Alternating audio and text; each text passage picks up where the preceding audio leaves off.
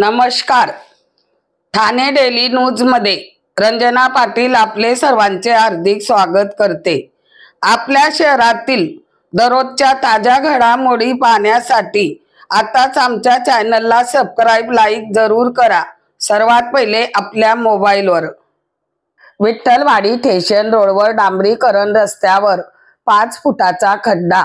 या आधी सुद्धा 2 ट्रक खड्ड्यामध्ये फसल्या होत्या। दुर्दैवाने जीवितहानी झाली नव्हती। महानगरपालिका जीवितहानी होण्याची वाट बघते का? आधी सुद्धा आमच्या चॅनलच्या माध्यमातून ही बातमी प्रसारण करून सुद्धा मनपाचे डोळे आहे बंद। आज शेवटी डॉक्टर अमोल सर यांनी स्वतः उभे राहून समाजसेवकचे केले काम। चला तर पाहूया ठाणे डेली न्यूज, हमेशा एक पाऊल पुढे।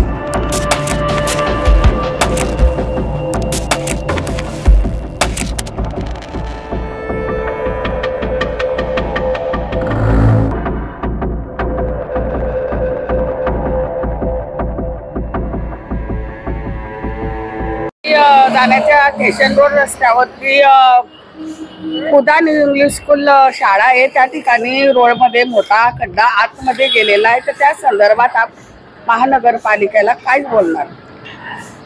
हे बघा, क्या है, जब धूप गर्मी था उस समय पे ये रास्ता यहाँ पे नाले का काम करने के लिए बनाया गया था, लेकिन आप देख रहे हैं उसके बाद में खाली 2-4 खड्डे पत्थर डाल के उसके भर दिया गया है। लेकिन उनको इतना पता नहीं है, जो जिस इंजीनियर ने ये काम किया है उसको इतना बात की समझ नहीं है कि अगर कोई रास्ते पे इतना बड़ा अगर खड्डा गिरता है और इसमें कोई गाड़ी धंस जाती है तो जो जान माल का नुकसान होगा उसका जिम्मेदार कौन है?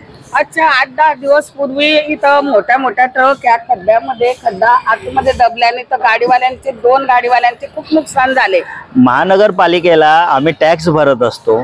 टॅक्स भरत असताना आमच्या अपेक्षा ह्या असतात की हे सर्व रस्ते आम्हाला व्यवस्थित मिळायला पाहिजे.